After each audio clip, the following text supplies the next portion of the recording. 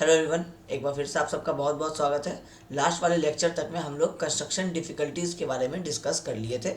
अब construction difficulties में जो दूसरा वाला पार्ट था वो था कंक्रीटिंग में क्या क्या डिफ़िकल्टीज़ होती है। उस वाले पार्ट को हम लोग अभी स्किप कर रहे हैं। जब हम लोग कंक्रीट के बारे में पढ़ेंगे, जब कोई कास्टिंग पढ़ेंगे, तब कंक्रीट के वहाँ पे क्यूब टेस्ट के बारे में जो प्रैक्टिकल वीडियोस होगा, जो थ्योरी होगा वो समझाएंगे, और उसके साथ साथ आपको बताएंगे कि इस कंक्रीटिंग को करने में क्या क्या डिफ़िकल्टी हो रहा था। तो वो वाला जो पार्ट 2 आना था आपका, उसको भी हम लोग स्किप कर रहे हैं। अब आज से हम लोग डायरेक्टली जंप कर रहे हैं आपके फाउंडेशन पे। मतलब अब हम लोग सीधा सीधी स्ट्रक्चर में आते हैं। अब इसमें हम लोग फाउंडेशन सबसे पहले आज डिस्कस करेंगे, और कोशिश करते हैं कि जो भी कॉन्सेप्ट्स आपको बताना है इस साइड से रिलेटेड, वो हम इस वाले लेक्चर में समझा देते हैं, ताकि नेक्स्ट वाला लेक्चर आपका प्रैक्टिकल हो जाए।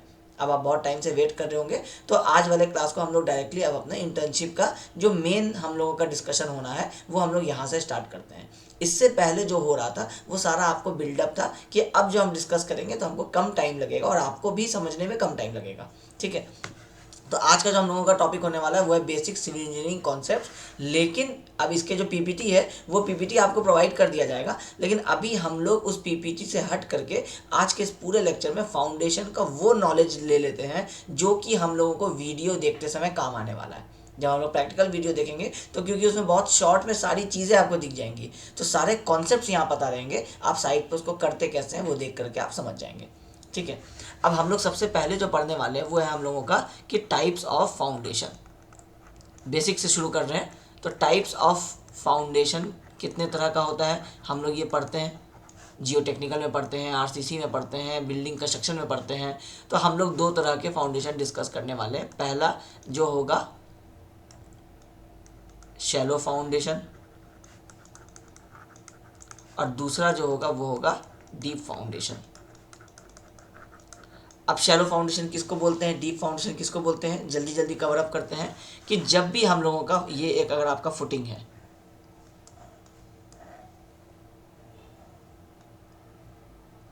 यहाँ पे आपका कुछ ऐसा ग्राउंड लेवल है। अब इस ग्राउंड लेवल से ये हम लोगों का डेप्थ ऑफ फुटिंग है, इसको हम लोग बोल देते हैं डीएफ। अब एक नाम दे देते हैं। और ये आपका फुटिंग का विड्थ है, इसको हम लोग बोल देते हैं बी। तो जब भी आपका ये जो डीएफ है, ये डीएफ अगर आपके बी से ज़्यादा होता है तो फिर उसको हम लोग कहते हैं डीप फाउंडेशन। जैसे वैल्यूज़ ले लीजिए, अगर ये 4 मीटर का वाइड फुटिंग है, तो अगर आपका depth of foundation is equal to 4 metre है, तो फिर हम लोग कहेंगे कि ये हम लोगों का शैलो फाउंडेशन है। लेकिन जैसे ही हम लोगों का depth of foundation 6 metre, 7 metre कुछ भी हो जाएगा, तो ये 4 मीटर से ज़्यादा हो जाएगा, तो हम लोग इसको कहेंगे कि ये हम लोगों का डीप फाउंडेशन है। ठीक है, अब शैलो और डीप तो वर्ड से समझ में आता होगा कि शैलो मतलब बहुत ज़्यादा एक्सकेवेशन नहीं करना पड़ेगा, लाइट एक्सकेवेशन। डीप में एक्सकेवेशन इंपॉर्टेंट नहीं होगा, डीप में दूसरा कॉन्सेप्ट आ जाएगा। तो पहले हम लोग शैलो के टाइप्स बताते हैं, फिर डीप पे ले चलेंगे। हम लोगों के साइड पे डीप फाउंडेशन ही होने वाला है, तो पहले एक बार शैलो समझ लीजिए, उसके बाद डीप समझने में आपको आसानी होगा। ठीक है, अब शैलो फाउंडेशन में कितने टाइप हो सकते हैं। पहला आपका हो सकता है आइसोलेटेड फुटिंग। शैलो फाउंडेशन मतलब क्लियर हो गया कि हम लोग एक्सकेवेशन लाइट करेंगे। कितना लाइट करेंगे कि एक्सकेवेशन उतना होगा जितना हम लोगों का विड्थ ऑफ द फुटिंग हो। मैक्सिमम, अगर एक पूरे साइट पे maximum width of the footing जो भी है उतना ही हम लोगों का एक्सकेवेशन हो, यही हम लोगों का शैलो होगा। तो उस शैलो एक्सकेवेशन को करने के बाद अब हम फुटिंग जो देंगे वो कितने टाइप का दे सकते हैं। तो शैलो वाले में फुटिंग दे सकते हैं आइसोलेटेड फुटिंग, इसके बाद आता है कंबाइंड फुटिंग, इसके बाद आता है आपको स्ट्रिप फुटिंग, फिर आता है आपको स्ट्रैप फुटिंग, फिर आता है आपको राफ्ट फुटिंग।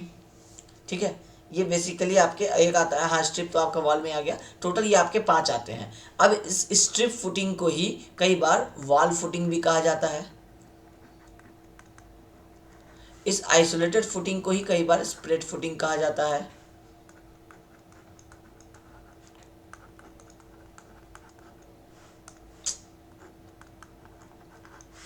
उसके बाद इस कंबाइंड के अंदर में कई बार ट्रेपेजॉइडल आ जाता है।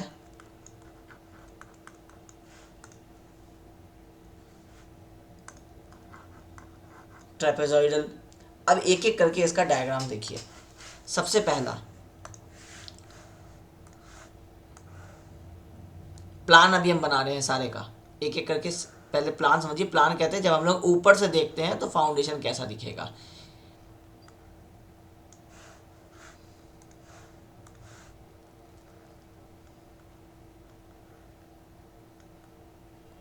या तो एक ऐसा हो सकता है, इसको हम लोग बोल देते हैं 1, या तो एक ऐसा हो सकता है आपको,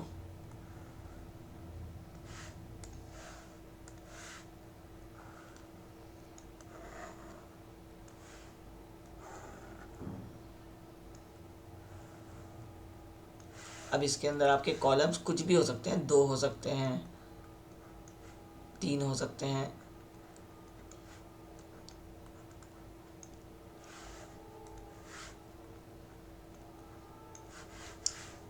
इसको हम लोग बोल देते हैं 2। अब 2 का ही आपको सब पार्ट बना देते हैं।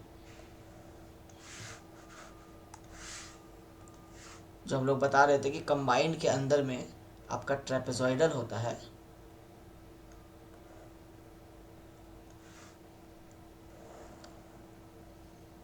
कई बार ये ऐसा होता है, इसके भी कॉलम्स बना देते हैं।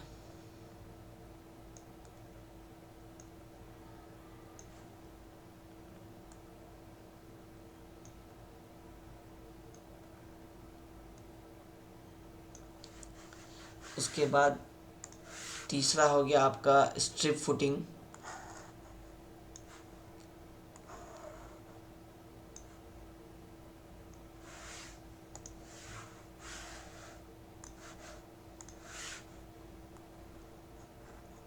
ये हम लोगों का ब्रेक लाइन है, जो हम लोग बिल्डिंग ड्राइंग में पढ़ते हैं। ब्रेक लाइन मतलब ये कंटिन्यू आगे जाता रहेगा, अभी हम दिखा नहीं रहे क्योंकि हम लोगों का वो पर्पस है नहीं। ये एक तरह से ऐसा फुटिंग होता है, ये लॉन्ग होता है और इसके ऊपर ये आपको, चाहे आप ब्रिक वॉल कह लीजिए, चाहे आप आरसीसी वॉल कह लीजिए, रिटेनिंग वॉल कह लीजिए, कोई सा भी वॉल आ रहा हो, ये येलो से जो हम दिखा रहे हैं ये आपका वर्टिकल कंपोनेंट है जो कंप्रेशन लेगा। ये येलो वाला भी कॉलम है, ये वाला भी कॉलम है, ये येलो भी कॉलम है, और ये वाला भी आपका रिटेनिंग वॉल हो सकता है, ये आपका आरसीसी का वॉल हो सकता है, शियर वॉल, उसका भी फुटिंग इस तरह से ही रहेगा। और ये रेड वाला जो हम दिखा रहे हैं ये आपका फुटिंग है।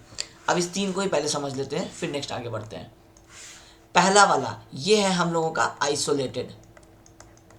आइसोलेटेड मतलब ही हुआ कि एक कॉलम पे एक फुटिंग, ठीक है। अब ये इसके अंदर, अब ये तो हो गया हम लोगों का भी प्लान। अब ये जो आप प्लान में देख रहे हैं, अब इसके अंदर 2-3 चीज़ें, 2-3 टाइप हो सकता है, तो इसका सेक्शन बनाते हैं। अब इसका जब सेक्शन बनाएंगे तो कुछ ऐसा ये आपका कॉलम आएगा, और इस कॉलम के बाद जो आपका फुटिंग आएगा वो ऐसा कुछ होगा, जो हम लोग स्टैंडर्ड पढ़ते हैं। ये हो गया आपका आइसोलेटेड फुटिंग। अब इस आइसोलेटेड के अंदर ही आइसोलेटेड स्लोप्ड आ जाता है। ये हो गया आइसोलेटेड। अब एक दूसरा जो आ जाता है वो आ जाता है आइसोलेटेड स्लोप्ड। अब वो क्या होता है, ये कॉलम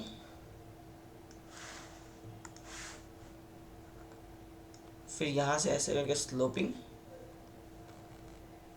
और फिर यहाँ पे आपका इस तरह से, ये भी आइसोलेटेड है। इसको भी प्लान में देखिएगा तो कुछ ऐसा ही दिखेगा, बस प्लान में यहाँ से क्या होगा कि ये लाइंस ऐड हो जाएंगे, क्योंकि ये जो स्लोप आएगा ये भी हमें दिखाना पड़ेगा ना, तो ये कुछ स्लोप्ड वाला ऐसा दिखेगा। इससे पहले जो हम लोग देख रहे थे ये हम लोगों का आइसोलेटेड था, इसका सेक्शन ऐसा हो गया। अब ऐसा ही एक सेम प्लान बना देंगे और उसमें ये 4 लाइंस ऐड कर देंगे, तो ये हो जाएगा आपका स्लोप। दोनों का फंक्शन एक जैसा है, दोनों का काम एक जैसा है, कैलकुलेशन एक जैसा है। थोड़ा सा बस ये वाला जो इतना कंक्रीट एक्स्ट्रा है, ये जो स्लोपिंग में आपका एक्स्ट्रा आ रहा है, ये वाला पोर्शन, बस ये थोड़ा सा एडिशनल हेल्प करता है। अदरवाइज आप समझ सकते हैं कि दोनों का जो कैलकुलेशन है वो लगभग सेम है, दोनों का काम करने का तरीका सेम है।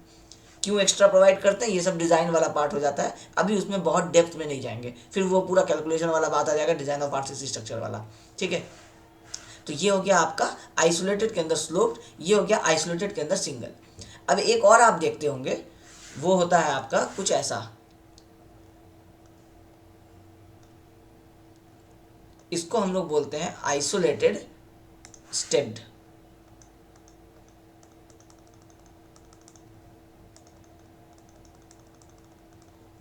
कुछ इस तरह का अभी आप कॉलम देखते हैं, ये कहलाता है आइसोलेटेड स्टेप्ड। मतलब एक सिंगल आइसोलेटेड से आप एक आइसोलेटेड नॉर्मल, जो हम लोग जिसको आइसोलेटेड फुटिंग बोलते हैं, वो बन गया। दूसरा आपका आ जाता है आइसोलेटेड के अंदर में स्लोप करके बना सकते हैं। तीसरा आप आ जाता है आइसोलेटेड के अंदर में आप स्टेप्स दे सकते हैं। इसका अगर हम लोग प्लान बनाए तो ये कुछ ऐसा बनेगा।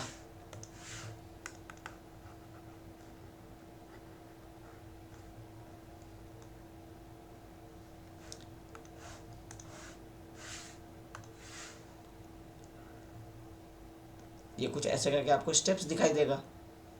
तो ये से जब आप पढ़ते होंगे डिजाइन ऑफ आरसीसी स्ट्रक्चर या बिल्डिंग कंस्ट्रक्शन, तो वहाँ आप ये सारे डायग्राम्स देखते होंगे। मतलब इस आइसोलेटेड के अंदर 3 पार्ट्स हो गए। पहला वाला आपका नॉर्मल था आइसोलेटेड, दूसरा आइसोलेटेड स्लोप्ड हो गया, तीसरा आइसोलेटेड आपका स्टेप्ड हो गया।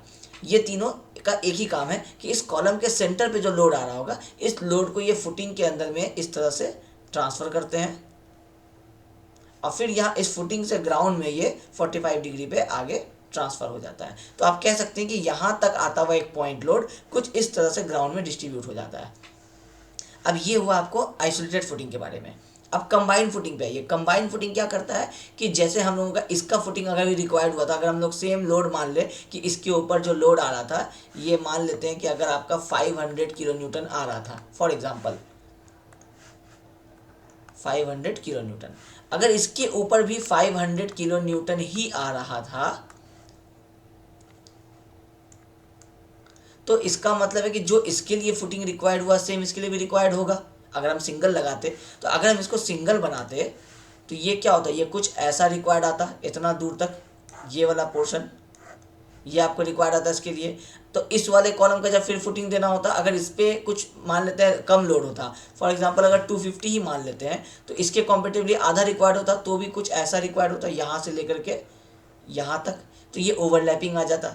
तो जब इतने नज़दीक हो कॉलम, जब उनका फुटिंग बनाया जाए, फुटिंग डिज़ाइन किया जाए, उसका जो साइज़ निकल करके आ रहा है, तो दो फुटिंग्स के बीच में अगर आपको ये वाला क्लियर गैप जो है अगर ये ना मिल रहा हो, इसका मतलब है कि आपके सिंगल इंडिविजुअल फुटिंग जो है आइसोलेटेड, वो ओवरलैप करेंगे। और जब ओवरलैप करेंगे तो फिर हम लोग उस केस में क्या करते हैं कि ये दो कॉलम्स को कंबाइन कर देते हैं। अब अगर तीसरा कॉलम भी उस बीच में आ रहा है तो उसको भी कंबाइन कर लेते हैं।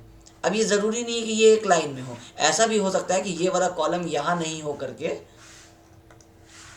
कहीं यहाँ पे आ रहा हो, ऐसा भी हो सकता है। कोई ज़रूरी नहीं है कि एक लाइन में होना चाहिए, अलग अलग लाइन में भी हो सकते हैं। कहने का मतलब है कि 2, 3, 4 कॉलम्स तक को अगर आप कंबाइन करते हैं तो फिर उस केस में ये कहलाता है आपका कंबाइन फुटिंग। अब 4 कहने का मतलब है कि अगर आपके साइड पे, पूरे साइड पे अगर आपके 25 कॉलम्स है या 20 कॉलम्स है, उस केस में अगर आपके 4-5 इस पे आ रहे हैं तो ये कंबाइंड होगा। अगर आपके टोटल यही जो 20 कॉलम्स थे, अगर हम लोग एक प्लान बना दें इस तरह से,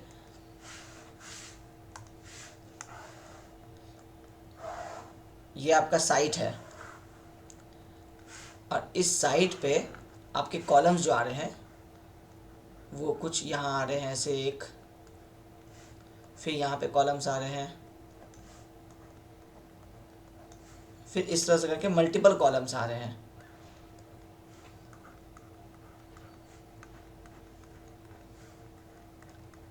अब ये पूरा आपका साइट है, इस साइट पे इतने कॉलम्स आने वाले हैं। तो अब इसका अगर आप इंडिविजुअल फुटिंग प्रोवाइड कर रहे हैं और वो अगर आपको कुछ ऐसा आ रहा है कि इसके लिए यहाँ तक रिक्वायर्ड आ रहा है, इस पे हैवी लोड है थोड़ा, तो इसके लिए आपको कुछ ऐसा रिक्वायर्ड आ रहा है, और फिर सेंटर वाले के लिए कुछ ऐसा रिक्वायर्ड आ रहा है।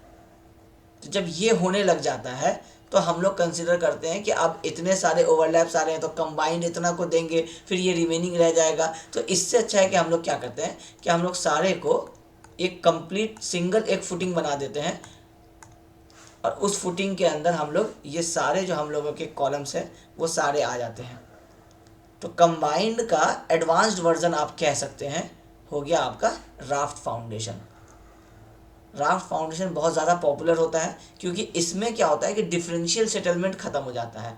अब डिफरेंशियल सेटलमेंट क्या होता है कि ये आपका ग्राउंड है, अब इस ग्राउंड में आपका एक जो आपका कॉलम है वो कहीं यहाँ पे आ रहा है, दूसरा कॉलम यहाँ आ रहा है, तीसरा यहाँ आ रहा है।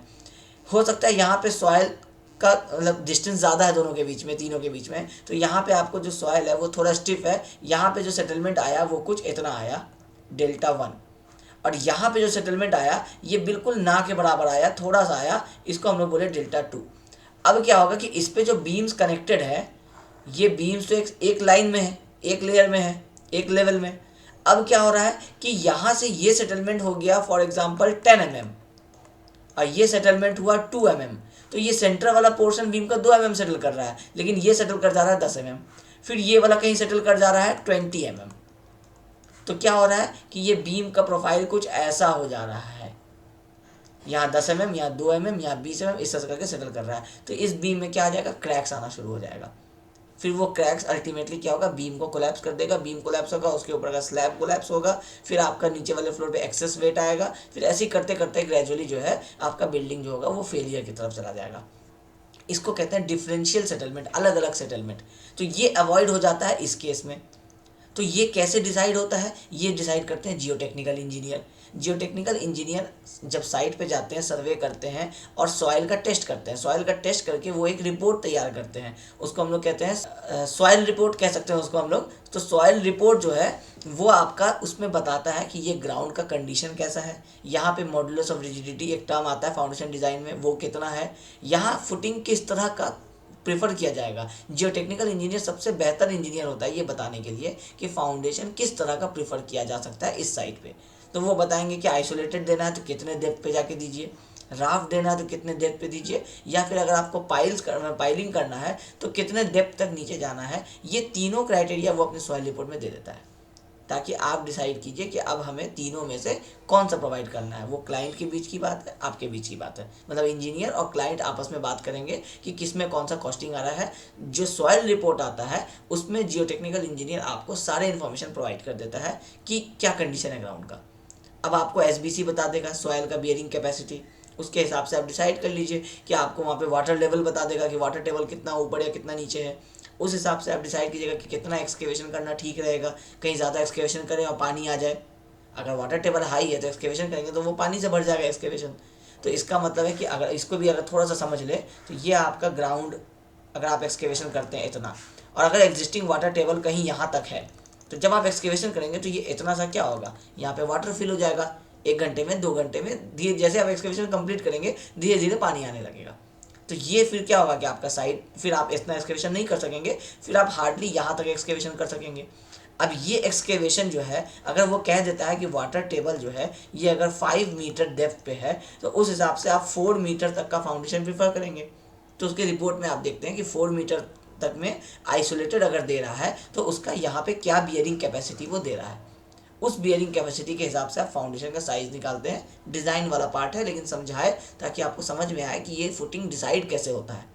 यही काम होता है डिज़ाइन इंजीनियर का, जियोटेक्निकल इंजीनियर का, जो लोग इस फील्ड में जाते हैं। अब जो लोग साइट वाले फील्ड में आते हैं वो सिर्फ साइट इंजीनियरिंग में उनका पर्पस होता है कि किसी भी चीज़ का जिसका रिजल्ट बता दिया गया हो आपको कि कितना रेनफोर्समेंट प्रोवाइड करना है या कौन सा कॉलम देना है, कौन सा फुटिंग देना है, तो फिर उनका काम होता है सिर्फ बनाना। जैसे अभी आप साइट इंटर्नशिप कर रहे हैं और अगर आप पास आउट हो चुके हैं, आप साइट पे जॉब करने वाले हैं, तो आपका पर्पस क्वेश्चन मार्क नहीं रहेगा कि ये कॉलम का साइज़ कैसे आया, ये फुटिंग का साइज़ कैसे आया, यही वाला क्यों दिए, ये सिंगल वाला क्यों नहीं प्रोवाइड कर दिए। ये क्वेश्चन मार्क्स जो होते हैं ये साइट इंजीनियर अब नहीं करते हैं। वो क्वेश्चन मार्क करते हैं जब उसको लगता है कि इसमें कुछ गलती हो रहा है, तब वो क्वेश्चन मार्क भेजते हैं कि यहाँ पे कुछ गलत आ रहा है। क्योंकि जब हम लोग जैसे फॉर एग्जांपल वो इस फुटिंग बनाया इसको, और इसका फुटिंग जब ले कर रहा है तो ये इस लाइन से सट जा रहा है, इस तरह से ऐसा कुछ हो जा रहा है, जबकि ड्राइंग में ये दोनों के बीच में 100 या 200 mm का गैप दिखाया हुआ है। इसका मतलब कहीं पे तो 100 mm प्रॉब्लम हुआ है। अगर साइट इंजीनियर सही है इसका मतलब है कि ड्राइंग में प्रॉब्लम हुआ है, डिज़ाइन इंजीनियर ने कोई गलती किया है, या ड्राफ्टमैन जो ऑटोकैड पे ड्राइंग बनाता है उसने कहीं गलती किया है। तब आप क्वेश्चन रेज कर सकते हैं ड्राइंग के ऊपर कि क्या सही है क्या गलत है बताओ। अदरवाइज आप ये नहीं कर सकते हैं कि ये कॉलम का साइज़ कैसे डिसाइड हुआ, फुटिंग का डेप्थ अगर आपका फॉर एग्जांपल 1.2 मीटर हम लोग अगर राफ्ट का ये दे रहे हैं, फुटिंग का डेप्थ 1.2 मीटर, तो 1.2 मीटर क्यों हुआ, 1 मीटर क्यों नहीं कर लेते हैं, 200 में बच जाएगा। ये सारे क्वेश्चन साइट इंजीनियर नहीं करते हैं। ये सारे कैलकुलेशन डिज़ाइन इंजीनियर अपने ऑफिस में बैठ के कर चुके होते हैं जब ये ड्राइंग बन के आता है और ड्राइंग डिज़ाइन इंजीनियर को दिया जाता है कि बनाने से पहले इसमें डिज़ाइन करके लोड्स वगैरह चेक करो और देखो कि कितना रेनफोर्समेंट, कितना साइज़ रिक्वायर्ड है, उसका ड्राइंग बनाओ और ड्राइंग बना करके साइट पे भेजो। और वो जो ड्राइंग आता है साइट पे, साइट इंजीनियर का काम है सिर्फ और सिर्फ उस ड्राइंग को रीड करके एग्जैक्टली साइट पे बना देना उन चीज़ों को। तो आपको ड्राइंग रीड करना इंपॉर्टेंट है। ड्राइंग रीड करना हम लोग सीखेंगे इसके बाद वाले लेक्चर में, लेकिन पहले आपको फाउंडेशन के टाइप समझा रहे हैं इसीलिए, ठीक है। अब वापस हम लोग टॉपिक पे आते हैं जल्दी से। ये आपका हो गया कि राफ्ट फाउंडेशन। अब एक आपका क्या हुआ था, यहाँ पीछे हम लोग पढ़े थे आइसोलेटेड, ये हुआ आपका कंबाइंड। अब इस कंबाइंड में एक स्पेशल केस आप पढ़े राफ्ट वर्जन, जब बहुत सारे कॉलम्स आ गए, या आप कह सकते हैं कि साइट के सारे ही कॉलम्स आ गए, तो आप उसको कह दिए कि ये आपका राफ्ट फुटिंग है। अब कभी कभी क्या होता है कि आपका प्रॉपर्टी जो है वो यहीं तक है, जो आपका लैंड है वो यहीं तक है और इधर आपका फिर प्रॉपर्टी है बहुत। अब यहाँ पे आप जो बिल्डिंग बना रहे हैं वो आप इस कॉर्नर से बना रहे हैं। अब यहाँ पे क्या हो रहा है कि आपके ड्राइंग के हिसाब से कॉलम जो है आपका वो आपको यहाँ पे ही देना है। जैसे अगर आप इस पूरे को ब्रिक वॉल देने वाले हैं और यहाँ से आप अपना ऐसे कुछ रूम स्टार्ट करने वाले हैं, मतलब बिल्डिंग के कॉर्नर से, तो उस केस में आपको यहाँ पे कॉलम्स देना है। तो आप इसका फुटिंग अगर हम लोग देखें आइसोलेटेड तो कुछ ऐसा रिक्वायर्ड होता, तो ये तो आप प्रोवाइड नहीं कर सकते हैं क्योंकि ये तो दूसरे के प्लॉट में चला जाएगा और दूसरे के प्लॉट में चला जाएगा। कल को जब ये बनाने लगेगा और इसका कोई कॉलम यहाँ पे आ रहा होगा, जब वो एक्सकेवेशन करेगा तो उसको दिखेगा कि आपका फुटिंग है बगल में, तो फिर वो करेगा कि आप अपना फुटिंग हटाइए, तोड़िए, जो कि आप कर नहीं सकते हैं। फिर होगा ये लीगल डिस्प्यूट, क्योंकि अब आपने काम कर दिया है इलीगल। तो ऐसे केसेस में हम लोग क्या करते हैं कि हम लोगों को अगर कॉलम देना यहाँ पे मजबूरी है, आइडियली हम लोग नहीं चाहते हैं कि ऐसा हो, लेकिन अगर देना मजबूरी होती है तो हम लोग इसका इंडिविजुअल फुटिंग का जो रिक्वायरमेंट होता है उसको हम लोग इसके बगल में जो नेक्स्ट में अगर कोई कॉलम मिले, जैसे ये वाला कॉलम आपको मिल रहा है, तो हम लोग इसके साथ उसको ज़बरदस्ती कंबाइन कर देते हैं। मतलब है कि रिक्वायरमेंट इसकी नहीं होती, इसकी ये आपका रिक्वायरमेंट है इस फुटिंग का सिर्फ इतना ही, ये वाला आपको फुटिंग का रिक्वायरमेंट है इस वाले कॉलम के लिए। लेकिन हम लोग क्या कर रहे हैं कि हमारी मजबूरी है कि हम इसको सिंगल नहीं प्रोवाइड कर पा रहे हैं, तो हम लोगों को इसको इसके साथ कंबाइन करना है। अब जब इसको इसके साथ कंबाइन करना है तो इसी को हम लोग बोलते हैं ट्रेपेजॉइडल, क्योंकि ये ट्रेपेजॉइड शेप का बनता है, तो इसको हम लोग बोलते हैं ट्रेपेजॉइडल फुटिंग। अब इसमें एक दूसरा ऑप्शन भी होता है, इसी में आपको दिखा देते हैं। अब क्या होता है कि कई बार अगर आपका प्लॉट यहाँ तक है, थोड़ा सा आपको मार्जिन मिल रहा है, अब इसमें आप जब फाउंडेशन इसका निकाल रहे हैं तो इसका फुटिंग जो है वो कुछ ऐसा रिक्वायर्ड आ रहा है। अब ऐसा रिक्वायर्ड आ रहा है तो इस फुटिंग का सेंटर ये है, कॉलम का सेंटर ये है। अगर ये डिस्टेंस थोड़ा ज़्यादा हो जाएगा तो इसको हम लोग बोलते हैं इसेंट्रिसिटी। फुटिंग के सेंटर और कॉलम का सेंटर एक लोकेशन पे नहीं रहता है तो इसेंट्रिसिटी आता है। ऊपर से जो लोड आ रहा है वो है P, तो ये P इंटू ई मिलकर के क्या बना देगा, M, बेंडिंग मोमेंट। अब ये बेंडिंग मोमेंट क्या करेगा कि ये आपके फुटिंग को बेंड करना चाहेगा, ये तोड़ना चाहेगा। तो जैसे इस डायरेक्शन में ही सबसे ज़्यादा वो गवर्न करता है। जैसे आप फुटिंग से सेंटर से इधर आ गए ना, तो यहाँ पे ये डिस्टेंस ज़्यादा मिल गया है, तो ये डिस्टेंस मोमेंट बनेगा। तो इसको हम लोग क्या करते हैं कि यहाँ पे जो हम लोग इस तरह से ये वाला कॉलम का ये फुटिंग दिए थे, इसके साथ हम लोग इसको एक सिंगल एक बीम से इस तरह से अटैच कर देते हैं। ये वाला जो बीम है ये कहलाता है आपका स्ट्रैप। इसीलिए इस तरह के फुटिंग को हम लोग बोलते हैं स्ट्रैप फुटिंग। समझे? तो कुछ ऐसा आपका फुटिंग है पहला, इसका ये वाला कॉलम है, यहाँ पे आपका कोई दूसरा एक फुटिंग रिक्वायर्ड आ रहा था, ये इस तरह का कुछ ऐसा आपका कॉलम था। लेकिन अब क्योंकि इसमें ये वाला सेंटर और ये वाला सेंटर अलग अलग है और डिस्टेंस ज़्यादा है, जब कैलकुलेशन करता है डिज़ाइन इंजीनियर तो उसको पता चलता है कि ये मोमेंट में ये साइज़ जो है ये सेटिस्फाई नहीं कर रहा है। अब आप इधर जा नहीं सकते हैं क्योंकि इधर आपका प्रॉपर्टी लाइन यहाँ पे, पहले आपका कॉलम के जस्ट एज पे था, यहाँ पे था। अब मान लेते हैं कि थोड़ा सा गैप आपको मिल गया है, तो आप फुटिंग इधर तो दे पा रहे हैं, लेकिन अब आप जैसे ही फुटिंग को सोचेंगे कि इधर और बढ़ा देते हैं, तो पहले ही ये जो डिस्टेंस है ई, इसकी वजह से तो ये फुटिंग फेल हो रहा है। जितना और ये पोर्शन आपका फिक्स्ड है, इसको आप चेंज नहीं कर सकते हैं। तो आप जितना इधर और बढ़ाएंगे उतना इस फुटिंग का सेंटर शिफ्ट होता जाएगा, उतना ही आपको मूवमेंट और बढ़ाता जाएगा। तो अल्टीमेटली आपको इसके साथ कंबाइंड करना पड़ेगा। तो अगर आप कंबाइंड नहीं करते हैं, उस केस में इसी कंबाइंड का एक टाइप था ट्रेपेजॉइडल और दूसरा टाइप था कि इसको आप इस तरह से एक बीम से कनेक्ट कर देते हैं और इस बीम का रेनफोर्समेंट वगैरह सब कॉलम के अंदर में जाता है, फुटिंग के अंदर में, और ये क्या करता है कि ये जो मोमेंट जो इसको बेंड कर रहा था उसको ये अपने अंदर रेजिस्ट कर लेता है और फिर ये दूसरे वाले फुटिंग में पास कर देता है। अब सारे लोग मिल करके इस पूरे लोड को डिस्ट्रीब्यूट कर देते हैं, लोड और मोमेंट को। तो ये वाला कहलाता है स्ट्रैप बीम, इसलिए इसको कहते हैं स्ट्रैप फुटिंग। और जो आपका नॉर्मल रिटेनिंग वॉल्स जाता है, तो रिटेनिंग वॉल्स क्योंकि उसका लेंथ बहुत ज़्यादा होता है, थिकनेस बहुत कम होता है, तो इसमें जो है ना आपको ये वाला जो लेंथ है ये जो इनफाइनाइट मिल जाता है। जितना आपका वॉल होगा, जितना लंबा उतना ही आपका फुटिंग का वो आ जाएगा। इसका अगर हम लोग एक क्रॉस सेक्शन देखें इस तरह से, तो इसका क्रॉस सेक्शन बनता है जैसे ये आपका वॉल आ रहा है ऊपर से, तो इसका कुछ फुटिंग जो है वो ऐसा बनता है, जो बहुत ज़्यादा थिक नहीं होता है, थिन होता है। और ये वाले डायरेक्शन में ये थ्रू आउट इस तरह से चलता रहता है। इसको हम लोग ऐसे बनाए,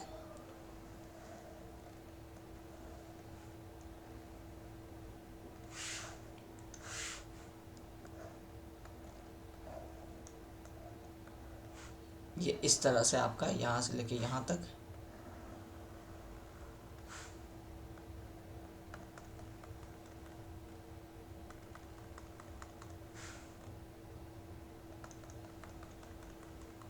कुछ इस तरह से थ्रू आउट जो आपका वॉल का लेंथ है उसमें ये वाला आपका फुटिंग चलता रहेगा। इसको हम लोग वॉल फुटिंग बोलते हैं, या नहीं तो इसको दूसरा नाम दिया जाता है स्ट्रिप फुटिंग। किताबों में स्ट्रिप फुटिंग ही आपको मिलेगा और इसको आइडियली कहा जाता है वॉल का फुटिंग। ठीक है, ये सारे हो गए आपके ओपन फाउंडेशंस, इतने तरह के जनरली यही सारे यूज़ होते हैं। अब इसके बाद आता है बात कि नहीं, अब आपका ग्राउंड में जो लोड है वो आपका बहुत ज़्यादा है। जैसे अगर आपका जो ऊपर से बिल्डिंग आ रहा था, ये आपका बिल्डिंग है, और बिल्डिंग आप कंसिडर कर लीजिए कि अभी हम लोग मान लेते हैं कि ये आपका 50 स्टोरी है, 50 स्टोरी का आपका बिल्डिंग है। तो 50 स्टोरी का लोड आप इमेजिन कर सकते हैं अभी एक बेसिक सिविल इंजीनियर होने के नाते कि बहुत ज़्यादा होगा। ठीक है, अभी आप नॉर्मल 2 स्टोरी 3 स्टोरी 5 स्टोरी देखते हैं तो आपको बहुत हैवी लगता होगा, तो 50 स्टोरी का मतलब है कि बहुत ज़्यादा हैवी लोड्स है। अब वहाँ पे अगर आपके ग्राउंड का कंडीशन ख़राब है, जैसे फॉर एग्जांपल आपका जो हार्ड सरफेस है जो हम लोग बुक्स में पढ़ते हैं वो आपका कहीं यहाँ पे है और ये आपका नॉर्मल यहाँ तक पे ग्राउंड है, तो ये वाला डेप्थ जो है ये हो सकता है आपका 20 मीटर 25 मीटर कुछ इस तरह से हो, और यहाँ आपको एक हार्ड सरफेस है, बाकी ये वाला जो पोर्शन है वो आपका लूज सैंड है। या आप कह सकते हैं कि जो इसका लोड जो ऊपर से आया, जब उससे आप फुटिंग डिज़ाइन करना शुरू किए कि राफ्ट प्रोवाइड कर देते हैं, कुछ ऐसा आपके दिमाग में आया कि यहाँ पे एक ऐसा राफ्ट बना देते हैं, इस राफ्ट में हम इस सारे के सारे बिल्डिंग का लोड जो होगा वो डिस्ट्रीब्यूट कर देंगे। तो डिज़ाइन इंजीनियर उसको भी ट्राई किया और उसको भी ट्राई करने के बाद देखा कि ये पॉसिबल नहीं हो पा रहा है। अब या फिर इसके नीचे ऐसा मान लीजिए कि यहाँ पे वाटर टेबल है, तो वाटर टेबल है तो उस केस में क्या होगा कि अब आप और नीचे भी नहीं जा सकते हैं। आप जितना नीचे जाएंगे अर्थ में उतना आपको बियरिंग कैपेसिटी ज़्यादा मिलेगा, ऊपर बियरिंग कैपेसिटी कम होता है, नीचे जाते रहते हैं तो बियरिंग कैपेसिटी आपका बढ़ जाता है। हम लोग जियोटेक्निकल में इन चीज़ों को पढ़ते हैं कि टोटल स्ट्रेस कितना है, ग्राउंड वाटर टेबल की वजह से इफेक्टिव स्ट्रेस कितना निकलता है। तो ये एक कॉमन सा कॉन्सेप्ट है कि जितना आप अर्थ के नीचे जाइएगा उतना आपको स्टिफ होता जाएगा ग्राउंड, उतना आपको कैपेसिटी ज़्यादा मिलेगा, अर्थ के ऊपर में नहीं मिलेगा। अब आप शैलो एक्सकेवेशन कर नहीं सकते हैं, वाटर टेबल है, और आप राफ्ट दे नहीं पा रहे हैं क्योंकि लोड के हिसाब से इस राफ्ट का जो थिकनेस है ये खुद ही रिक्वायर्ड आ रहा है आपको, जैसे 4 मीटर। तो 4 मीटर कितना होता है, एक नॉर्मल ग्राउंड फ्लोर के बिल्डिंग से भी ज़्यादा का डेप्थ होता है, तो वो प्रैक्टिकल नहीं होता है, आप वैसा नहीं कर सकते हैं। तो उस केस में हम लोग क्या दिमाग लगाते हैं कि अब हम लोग शैलो फाउंडेशन नहीं प्रोवाइड करेंगे, अब हम लोग प्रोवाइड करेंगे डीप फाउंडेशन। ये हम लोगों का बिल्डिंग आया 50 स्टोरी वाला, यहाँ पे हम लोगों का ग्राउंड लेवल था। अब इस ग्राउंड लेवल के नीचे जो हम लोगों का हार्ड ग्राउंड है वो कहीं यहाँ पे अवेलेबल है। तो अब हम लोगों को इसके जो कॉलम्स है ये हम आपके कॉलम्स बना देते हैं। ये 4 जो आप येलो लाइन देख रहे हैं ये आपके कॉलम्स हो गए। अब इन कॉलम्स का फुटिंग बनना है जो कि आप आइडियली सोच रहे थे कि कुछ ऐसा यहाँ पे सिंगल या फिर पूरा राफ्ट प्रोवाइड कर देते हैं, अब हम लोग वो नहीं कर सके। तो हम लोग क्या करेंगे कि यहाँ पे एक राफ्ट तो देंगे, इसको कलर चेंज कर देते हैं, हम लोग यहाँ पे एक राफ्ट फाउंडेशन देंगे, लेकिन ये राफ्ट फाउंडेशन जो है, पहले ये राफ्ट फाउंडेशन जब डिज़ाइन कर रहे थे तो ये इस ग्राउंड में लोड बियर ट्रांसफ़र नहीं कर पा रहा था, क्योंकि इस वाले लेवल का जो SBC था, सेफ बियरिंग कैपेसिटी, मतलब एक टोटल लोड को बियर करने का जो कैपेसिटी थी सॉइल का, वो यहाँ पे बहुत मतलब कम था, आपके रिक्वायरमेंट के हिसाब से नहीं था। लेकिन यहाँ पे वो जो रिपोर्ट दे रहा है जियोटेक्निकल इंजीनियर, उसमें आपको पता चल रहा है कि इतने डेप्थ पे, और इस डेप्थ को हम लोग बोल देते हैं जैसे फॉर एग्जांपल 16 मीटर, कि ये 16 मीटर नीचे वो कह रहा है कि जहाँ तक अभी आप सोच रहे हो वहाँ से 16 मीटर नीचे में आपको इतना रिक्वायर्ड एसबीसी है जिससे आपका ये लोड ट्रांसफ़र हो जाएगा इफेक्टिवली, आप बिल्डिंग खड़ा कर सकते हैं वहाँ पे। अब इस पूरे को एक्सकेवेट करके 16 मीटर को इस यहाँ राफ्ट को हम लोग यहाँ बनाएं और फिर उसके बाद वापस ये ऊपर जाए, नहीं प्रैक्टिकल पॉसिबल होता है। तो इसके लिए है आपको तरीका क्या है, उसको हम लोग कहते हैं पाइल फाउंडेशन। अब यहाँ से आपको आता है पहला नाम कि हम लोग जो दूसरा टाइप पढ़ रहे हैं वो है डीप फाउंडेशन। और डीप फाउंडेशन के अंदर जो हम लोग सबसे पहला टॉपिक पढ़ेंगे वो होगा आपका पाइल फाउंडेशन। चेंज क्यों हो जाता है, पाइल फाउंडेशन। अब ये पाइल फाउंडेशन क्या होता है कि हम लोग ये पूरा जो हम लोगों का राफ्ट है, हम लोग इसको क्या करते हैं कि ग्राउंड में हम लोग एक होल करते हैं और उस होल को हम लोग पूरा क्या करते हैं आरसीसी का बना देते हैं, मतलब उसमें आरसीसी का कंस्ट्रक्शन कर देते हैं। और ये क्या करता है कि ये इस वाले लोड को इफेक्टिवली ट्रांसफ़र कर दे रहा है।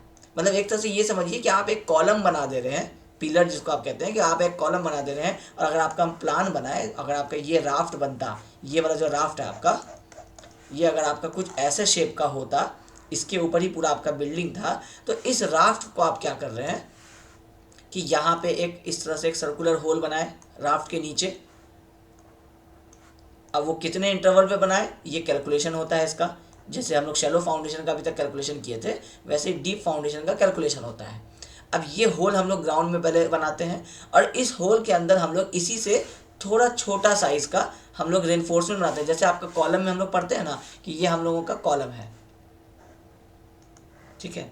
अब इस कॉलम में जब रेनफोर्समेंट दिया जाता है तो किस तरह से दिया जाता है, इसमें हम लोग यहाँ पे एक रेनफोर्समेंट प्रोवाइड करते हैं, यहाँ रेनफोर्समेंट देते हैं, इधर भी दे देते हैं। इस तरह से हम लोग रेनफोर्समेंट प्रोवाइड करते हैं। मतलब क्या होता है कि कॉलम के साइज से थोड़ा कम, कितना कम, तो ये वाला जो कम, ये जो डिस्टेंस होता है जितना हम लोग छोड़ते हैं, इसको हम लोग बोलते हैं कवर। ये कवर हम लोग छोड़ते हैं और उसके बाद हम लोग ये पूरा रेनफोर्समेंट बना देते हैं और इसको हम लोग क्या करते हैं कि एक टाइस से इस तरह से कनेक्ट कर देते हैं। तो आप कह सकते हैं कि अगर ये आपका 600 का अगर आपका कॉलम था तो आपका ये जो इंटरनल, ये वाला जो एक्सटर्नल टू एक्सटर्नल, ये जो रेनफोर्समेंट से रेनफोर्समेंट तक का डिस्टेंस होगा, ये आपका 520 होगा। अगर आप 40 mm का कवर इधर और 40 mm का कवर इधर दे रहे होंगे, 40 का कंक्रीट हटा दें तो आप ये जाली बनाते हैं 520 mm का।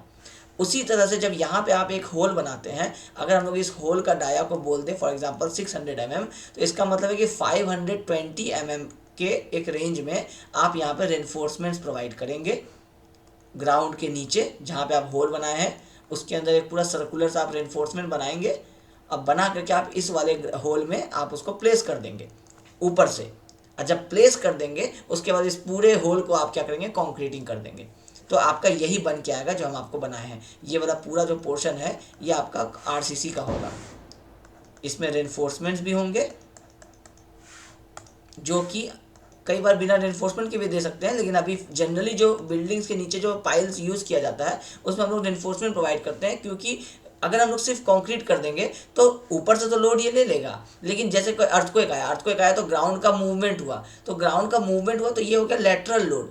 अब कंक्रीट लेटरल लोड नहीं रेजिस्ट कर सकता है, कंक्रीट कॉम्प्रेसिव लोड रेजिस्ट कर लेता है, कॉम्प्रेशन में स्ट्रांग होता है, तभी तो आरसीसी का सब्जेक्ट बना। अगर कॉम्प्रेशन के अलावा टेंशन में भी स्ट्रांग होता तो हम लोग रेनफोर्समेंट प्रोवाइड ही नहीं करते, सिर्फ कंक्रीट से ही हम लोग अपना छत, हम लोग अपना बीम बना लेते। टेंशन में वीक था इसीलिए हम लोग रेनफोर्समेंट लाए। तो सेम वही केस है कि जब ये ऊपर से लोड आ रहा है तब तो कॉम्प्रेशन है, फिर तो कॉलम अकेला ही सफिशिएंट है वो लोड लेने के लिए। लेकिन अगर अर्थक्वेक आया, हॉरिजॉन्टल कोई लोड लगा, तो उस केस में फिर आपका याद नहीं, तो जैसे वाटर टेबल आपका राइज कर गया, अब वाटर टेबल राइज किया तो यहाँ पे वो प्रेशर बना रहा है, तो उसको वो रेजिस्ट नहीं कर पाएगा, वो टूटा, तो ये राफ्ट नीचे बेंड हुआ, तो पूरा का पूरा बिल्डिंग जो है आपका वो कुछ ऐसा हो जाएगा और 2 मिनट के बाद ये ग्राउंड पे आपको इस तरह से पड़ा हुआ मिलेगा। ठीक है, तो ये जो होता है, ये होल जो हम लोग बनाए हुए हैं, इस होल के अंदर जब लोग रेनफोर्समेंट दे रहे हैं, इसको हम लोग बोलते हैं पाइल्स। तो इसको आप कह सकते हैं इन सारे को कि ये हम लोग पाइल्स प्रोवाइड किए हैं। ठीक है, अब ये जो पाइल्स है इसका डायमीटर डिटरमाइन किया जाता है कैलकुलेशन से। ग्राउंड पे पहले क्या किया जाता है, एक्सकेवेट किया जाता है। जब हम लोग इसको एक्सकेवेट कर लेते हैं पूरे ग्राउंड को, कहाँ तक अब एक्सकेवेट करेंगे, ये हम लोगों का जो बिल्डिंग था और ये हम लोगों का नॉर्मल ग्राउंड लेवल था। अब हम लोगों को बनाना है पाइल फाउंडेशन, तो पाइल फाउंडेशन बनाना है तो उसके लिए हम लोग क्या करेंगे कि यहाँ से कुछ एक्सकेवेशन करना पहले शुरू करेंगे। पहले वहाँ तक आएंगे जहाँ तक हम लोगों को वो राफ्ट या वो जो आइसोलेटेड फुटिंग देना था वो हम लोगों का प्रोवाइड हो। जैसे इसके लिए अगर हम लोग येलो से राफ्ट बनाए तो ये कुछ अगर आपका ऐसा प्रोवाइड हो रहा था, तो हम बताए थे आपको पहले वाले स्टार्टिंग वाले वीडियोस में कि हम लोग क्या करेंगे कि 200 mm नीचे गैप छोड़ेंगे, क्योंकि उसमें आपका पीसीसी और सैंड फिलिंग वगैरह होना है। अब उसके बाद आपका ये राफ्ट आना है, तो ये राफ्ट आना तो पहले हम लोग इतना सा एक्सकेवेट करेंगे।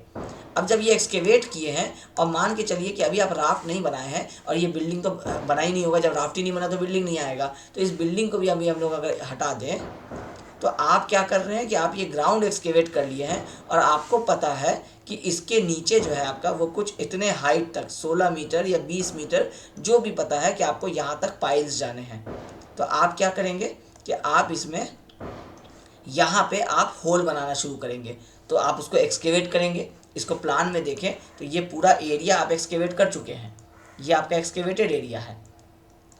इसके बीच में जो आपका राफ्ट आना है वो आपका कुछ इतना आना है, तो ये राफ्ट आना है और इसमें आप अभी क्या कर रहे हैं कि अब आपको इस राफ्ट के जो लोड है इसको आपको ट्रांसफ़र करना है पाइल्स के थ्रू। इसका मतलब है कि आप पाइल्स प्रोवाइड कीजिएगा तो आप कुछ डिज़ाइन के हिसाब से जो भी रिक्वायर्ड आएगा वो कुछ ऐसा भी रिक्वायर्ड हो सकता है कि आपको जितने भी पाइल्स रिक्वायर्ड हो, ये निकाला जाता है कि एक इस पूरे के ऊपर कितना लोड आ रहा है, उसके हिसाब से कितने नंबर ऑफ पाइल्स रिक्वायर्ड है उतना का आप यहाँ पे होल करेंगे इस वाले पोर्शन पे।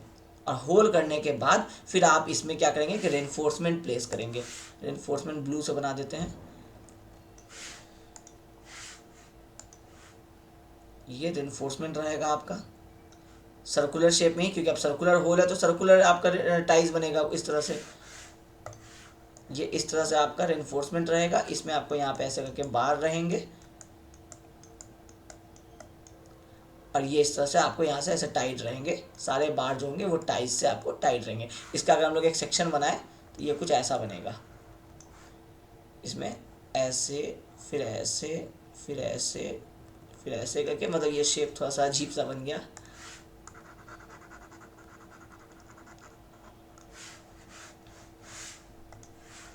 फिर उसके बाद ये पोर्शन ऐसे फिर ऐसे करके ये टाइज चल रहा है और ये वाला आपका रेनफोर्समेंट चल रहा है। और यहाँ पे कहीं पे आपका कंक्रीट, ये जो आप एक्सकेवेशन किए हैं ये ग्राउंड आपका एक्सकेवेटेड है।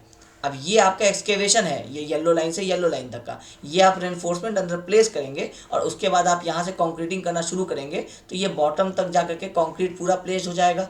साथ में वाइब्रेटर यूज़ करते रहेंगे तो कॉम्पैक्शन पूरा हो जाएगा। और जब ये 28 डेज के बाद फिर क्या होगा कि ये टोटल एक तरह से आप कह सकते हैं कि कॉलम बन जाएगा। अब इसके ऊपर आप क्या करेंगे कि फिर आप इस वाले को पोर्शन को हम लोग क्या करते हैं कि थोड़ा ऊपर यहाँ तक बनाते हैं। ठीक है, अब यहाँ तक बनाते हैं तो ये जो रेनफोर्समेंट है ये भी थोड़ा ऊपर तक जाता होगा यहाँ तक। उसके बाद हम लोग क्या करते हैं कि ये जो कंक्रीट है हम लोगों का येलो वाला, इसको हम लोग ब्रेक कर देते हैं क्योंकि इसका अभी हम लोगों को काम नहीं है, यहाँ पे तो हम लोगों का राफ्ट आना है। तो ये रेनफोर्समेंट इस तरह से निकला रह जाता है, जो नीचे से आ रहा है ये रेनफोर्समेंट आपको इस तरह से निकला रह जाता है। अब आपको क्या करना है, राफ्ट का रेनफोर्समेंट प्रोवाइड करना है। मान लीजिए कि यहाँ पे आप पीसीसी कर दिए, ठीक है, अब ये इसके ऊपर पीसीसी हो गया, मतलब ये पूरा पोर्शन में आपका पीसीसी जो है वो आप कर दिए। अब रेनफोर्समेंट अभी भी निकले हुए हैं। अब इसके ऊपर आप क्या करेंगे कि यहाँ पे आप रेनफोर्समेंट प्रोवाइड करना स्टार्ट करेंगे। अब आपका राफ्ट का रेनफोर्समेंट आएगा, फिर यहाँ से ये टॉप वाला रेनफोर्समेंट आएगा। और ये रेनफोर्समेंट अगर इसका लेंथ थोड़ा ज़्यादा रह गया है तो इसको हम लोग क्या करते हैं कि अंदर की तरफ ही इस तरह से बेंड कर देते हैं। अब आप टोटल केस को समझिए कि इस राफ्ट के ऊपर यहाँ कॉलम से लोड आने वाला था, ये इस कॉलम पे राफ्ट पे आता और यहाँ से इसको पाइल्स में आपको ट्रांसफ़र करना है। तो आप क्या किए, कनेक्शन बना दिए, इस वाले पाइल्स का रेनफोर्समेंट को आप फुटिंग के अंदर में बेंड करके इस पूरे को कॉन्क्रीटिंग कर दिए। अब ये क्या हो गया, पूरा का पूरा एक सिंगल यूनिट बन गया, क्योंकि कॉन्क्रीटिंग होने के बाद आपको ये तो पता चलेगा नहीं कि ये कितना, कहाँ पे कौन सा रेनफोर्समेंट है, ये पूरा का पूरा आपका कंक्रीटिंग हो गया। तो ये सारे के सारा एक तरह से एज अ सिंगल यूनिट आपका काम करना शुरू कर देता है। अब हम लोगों के साइड पे यही वाला फाउंडेशन चल रहा है, जिसका भी हम आपको वीडियो दिखाने वाले हैं आगे वाले क्लासेस में, उसमें ये वाला चीज़ चल रहा है। तो ये चीज़ अब कैसे चला, पहले हम लोग थोड़ा सा एक्सकेवेट किए, थोड़ा सा एक्सकेवेट करके हम लोग उस लेवल तक पहुंच गए जहाँ पे हम लोगों को फाउंडेशन आना था, और वहाँ पे से हम लोग इसको क्या किए कि पाइल्स को बना दिए। पाइल्स को कैसे बनाया, उसके लिए एक्सकेवेशन किए। एक्सकेवेशन कैसे किए, इस होल का, इस वाले पोर्शन का एक्सकेवेशन कैसे किए, तो इसके लिए सबसे बेस्ट होता है आपका ऑगर बोरिंग। आप लोग अगर पढ़े होंगे तो बहुत अच्छी बात है, नहीं पढ़े होंगे तो आपको दिखा देंगे वीडियोस में भी कि ऑगर बोरिंग कैसे होता है। जब प्रैक्टिकल वीडियो आएगा तो उसमें आपको ऑगर बोरिंग का इक्विपमेंट दिखा देंगे और बताएंगे कि किस तरह से ये किया जाता है, ठीक है। तो ऑगर बोरिंग से हम लोग क्या करते हैं, ये होल्स कर देते हैं, और ये होल्स, ये आपको जो है ना, ये आता है आपको सॉइल एक्सप्लोरेशन चैप्टर में। अब सॉइल एक्सप्लोरेशन जनरली आप पढ़ते हैं, जियो टेक्निकल का सबसे लास्ट वाला चैप्टर होता है, जिसको यूजुअली आप एग्ज़ाम के लिए छोड़ देते हैं, आपको डिफ़िकल्ट लगता है तो। लेकिन ये थियोरेटिकल पोर्शन होता है, ये बताता है कि कौन कौन सा इक्विपमेंट अवेलेबल होता है मार्केट में, जिससे आप एक्सकेवेशन कर सकते हैं, ड्रिलिंग कर सकते हैं, होल्स बना सकते हैं ग्राउंड में। तो इस ऑगर से हम लोग बनाते हैं। तो ये ऑगर को यूज़ करता हुआ हम लोग पहले ये होल बनाएंगे, और ये होल बनाने के बाद इसमें हम लोग रेनफोर्समेंट आपको दिखाएंगे कि रेनफोर्समेंट कैसा बना हुआ है, क्या क्या चीज़ उसमें ध्यान दिया जाता है। उसके बाद रेनफोर्समेंट अंदर प्लेस किया जाएगा, फिर इस पूरे को कॉन्क्रीटिंग कर दिया जाएगा एक्सकेवेशन वाले लाइन तक, यहाँ तक, यहाँ तक। उसके बाद फिर आपका जो रेनफोर्समेंट बाहर निकला रह जाएगा, उसको ये जो फुटिंग आएगा उसके रेनफोर्समेंट के साथ मिक्स करके फिर पूरे को कंक्रीटिंग कर दिया जाएगा, और इसके ऊपर से कॉलम का रेनफोर्समेंट छोड़ दिया जाएगा। अब उसके ऊपर ये ग्राउंड जो है, जब आपका काम पूरा हो जाएगा, यहाँ तक रेनफोर्समेंट आपके बाहर आ जाएंगे, आप यहाँ तक इस कॉलम को कंक्रीटिंग कर चुके होंगे, इसको भी। उसके बाद हम लोग इस पूरे को फिल कर देंगे मिट्टी को, और उसको हम लोग क्या करेंगे, कॉम्पैक्ट कर देंगे। कॉम्पैक्ट करके जब तक कंस्ट्रक्शन आपका आगे बढ़ेगा तब तक थोड़ा बहुत जो भी इसमें सेटलमेंट आना होगा वो सेटलमेंट आ जाएगा, वॉइड्स निकल जाएंगे। फिर हम लोग ऊपर से एक्स्ट्रा और भर इसमें मिट्टी फिल कर देंगे, और ये सारा पोर्शन जो होगा आपका बराबर आ जाएगा। मतलब यहाँ से लेकर के यहाँ तक का जो काम होता है, ये सबसे ज़्यादा टाइम किल होगा, और इस वाले को आप कंप्लीट करके जब बंद कर देंगे, फिर बिल्डिंग आपका बहुत जल्दी आगे प्रोग्रेस करता है। तो ये था फाउंडेशन में सिर्फ उतना इन्फॉर्मेशन जितना अभी आपको प्रैक्टिकल वीडियोस देखने से पहले समझ में आना चाहिए। अब इसमें एक चीज़ जो आप और ऐड कर लीजिए, ये हम आपको फिर से एक नया ड्राइंग दिखा देते हैं, क्योंकि ये कहीं पे कंफ्यूजन नहीं होना चाहिए। ये आपका एक्सकेवेशन था, उसके बाद यहाँ नीचे से आपका इस तरह से पाइल्स आ रहा था। अब इसे आपको दो पाइल्स दिखाते हैं। इसके ऊपर अब क्या होता है कि अब नॉर्मल जो आप अभी तक चल रहे थे, अभी आप क्या कर रहे हैं कि ये जो रेनफोर्समेंट आपका आ रहा है, ये रेनफोर्समेंट अंदर से आ रहा था, और ये आपका बाहर यहाँ तक आकर के ऐसा कुछ छूटा। क्योंकि आप जब ये बनाते हैं केज तो उस समय आपको पता रहता है कि 16 मीटर जाना है, तो आप 17-18 मीटर का एडवांस में बना देते हैं कि रेनफोर्समेंट बाहर निकल जाए, वो अच्छा है। कुछ अगर रिक्वायरमेंट होगा, बाद में रिक्वायरमेंट नहीं होगा तो हम लोग इसको कट कर देंगे मशीन से। लेकिन अगर कम पड़ गया तो फिर बॉन्डिंग नहीं बनेगा प्रॉपर, जो भी हम आपको बताए थे। अब ये क्या होता है, रेनफोर्समेंट बाहर निकला हुआ है इस पूरे ग्राउंड में। ये येलो वाला, वाइट वाला आपका रेनफोर्समेंट है, ये वाला आपका एक्सकेवेशन लाइन है। तो अब आप क्या करते हैं कि इसको आप कनेक्ट करते हैं। ये जो आप यहाँ पे राफ्ट बनाते हैं, ये आपका राफ्ट का लाइन है,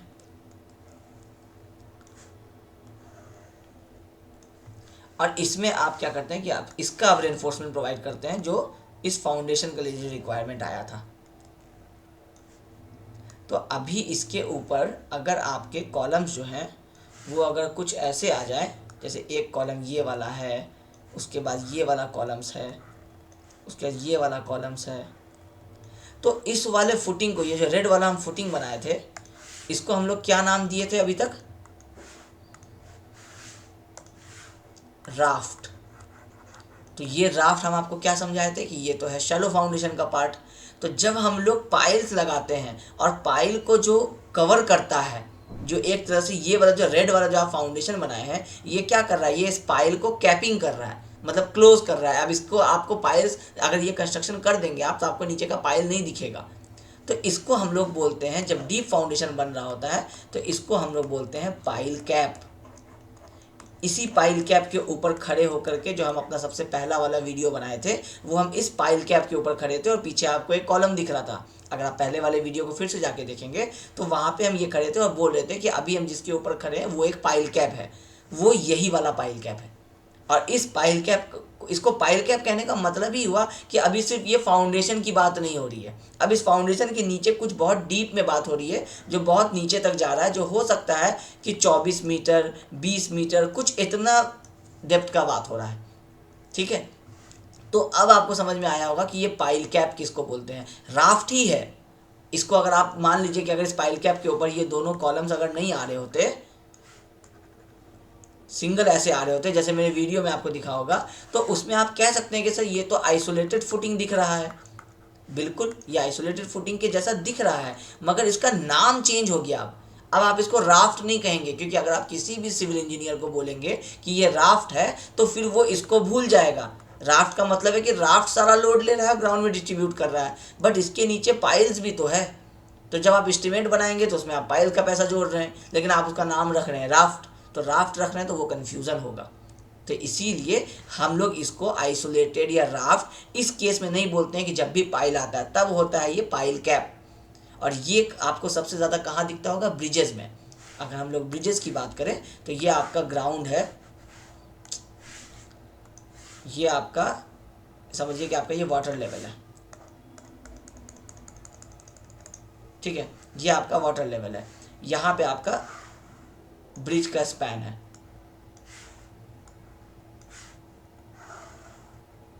इसके ऊपर आपका क्या हो रहा है कि व्हीकल्स चल रहे हैं।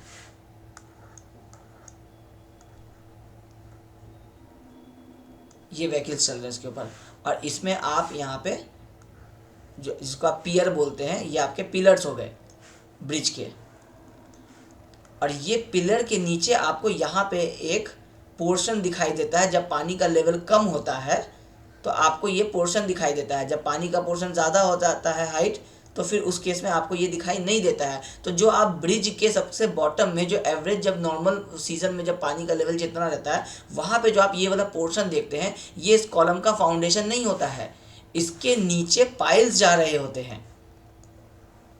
क्योंकि ये पूरा का पूरा वाटर है, सॉइल तो है नहीं, तो जहाँ तक वो आपको सॉइल होगा और फिर उस सॉइल के नीचे भी जा करके जहाँ पे हार्ड सरफेस मिलेगा, वहाँ पे आपका ये जो लोड होगा, जो यहाँ से आप लोड दे रहे हैं, ये इसके थ्रू होते हुए आते हुए यहाँ जा करके ट्रांसफ़र होगा। तो जो भी रिक्वायरमेंट आएगा, जो जियो टेक्निकल इंजीनियर बताएगा कि यहाँ तक आपको देना होगा, उतना दूर तक आप पाइल्स देंगे, और पाइल्स को आप ला के छोड़ेंगे नॉर्मल वाटर लेवल पे। उसके बाद इसको आप कवर करेंगे तो ये क्या कहलाएगा, अब ये कहलाएगा पाइल कैप। और ये पाइल कैप जो है, यही होता है जो पाइल को कवर करता है, जिसको जो हम लोगों को राफ्ट के जैसा लगता है, लेकिन राफ्ट होता नहीं है। ठीक है, तो इसलिए ये वो इन्फॉर्मेशन था जो आपको नेक्स्ट वाले वीडियो देखने से पहले आपको पता होना चाहिए कि जब नेक्स्ट हम आपको एक्सकेवेशन का वीडियो दिखाएंगे, जब फाउंडेशन का वीडियो दिखाएंगे, तो वहाँ से पहले आपको जो जो इन्फॉर्मेशन पता होना चाहिए था वो सारा आज के लेक्चर में आपको बता दिया गया है। अब जब हम लोगों का नेक्स्ट वाला लेक्चर आएगा, जो वो आपका होपफुली प्रैक्टिकल वीडियो होगा, और उसमें हम आपको दिखाएंगे कि हम लोग इस साइट पे इसी पाइल कैप को किस तरह से हम लोग किए। अभी एक्सकेवेशन इन जनरल नहीं होगा, क्योंकि अभी आपको एक्सकेवेशन के बारे में भी बताना पड़ेगा कि कितने तरह का एक्सकेवेशन हो सकता है, एक्सकेवेशन में क्या क्या करना पड़ेगा। लेकिन अभी मेरा टारगेट है कि जो मेरा पहला प्रैक्टिकल वीडियो है, हम उसको आपको दिखाएं, और उसमें आपको जो जो इन्फॉर्मेशन था वो यही वाला था जो आज हम लोग डिस्कस किए। तो आपको ये समझ में आना चाहिए कि हम लोग क्या करने वाले हैं आगे। तो आज के वीडियो को हम लोग अब यहीं पे कंक्लूड करते हैं। अब इस वाले पूरे नॉलेज को जो अभी आप इस वीडियो में हम लोग जो बनाए हैं, इस पूरे को आपको अगर एक बार में नहीं समझ में आता है तो आप इसको 2 बार में देखिए, पॉज करके देखिए। जो क्वेश्चन आता है वो क्वेश्चन आप टेलीग्राम में पूछिए, क्योंकि यहाँ के बाद से आपका अब साइट पे आप वीडियोस देखना शुरू करेंगे। अभी आपको हो सकता है कि पहला वीडियो जब आप देखेंगे तो बहुत ज़्यादा कुछ समझ में नहीं आएगा, लेकिन ये जो आइडिया हम आपको अभी दिए हैं ये उस वाले वीडियो में है।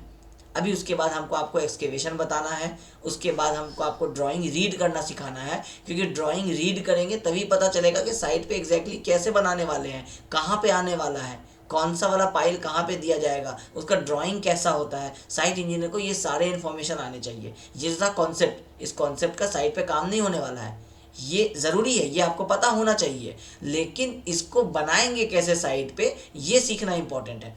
ये अभी हम आपको आज की वीडियो में नहीं बताए हैं, आज की वीडियो में हम आपको सिर्फ कॉन्सेप्ट दिए हैं। आप पहले प्रैक्टिकल एक बार देख लीजिए, फिर हम उससे रिलेट करके आपको बताएंगे उसके बाद वाले लेक्चर में कि जो उसमें आप देख रहे थे वो कैसे बनाया जाता है। ठीक है, तो आई होप कि आपको आज का ये जो लेक्चर है ये आपको समझ में आया होगा और आपको पसंद आया होगा। अपने रिव्यूज़, आपको वीडियो कैसा लगता है, नहीं लगता है, ये सारी चीज़ें आप नीचे में जहाँ पे आप वीडियो देखते हैं उसके नीचे में आपको एक क्वेश्चन दिया रहता है कि हाउ वाज दिस वीडियो। तो आप उसमें एक पॉलिंग होता है कि गुड, बैड, एवरेज, जैसा भी आपको पसंद आता है आप वैसे उसको पॉलिंग दे सकते हैं। इससे हम लोगों को पता चलेगा कि आपको वीडियो पसंद आया कि नहीं आया, उसमें जो इन्फॉर्मेशन थे वो आपको पसंद आए कि नहीं आए, जो कंटेंट हम आपको बताना चाह रहे हैं, जिस प्लानिंग से हम चल रहे हैं, वो जैसा भी आपको लगता है आप अपने रिव्यूज़ दे सकते हैं। वो रेटिंग ख़राब भी हो सकता है, रेटिंग अच्छा भी हो सकता है, उससे कोई इशू नहीं है, बट आपको जो भी चीज़ आपके मन में आ रही है, जो भी आपके थॉट्स होंगे, आप उसको हम लोग तक ज़रूर पहुँचाइए। तो आज के वीडियो को यहीं पे हम लोग कंक्लूड करते हैं। Thank you.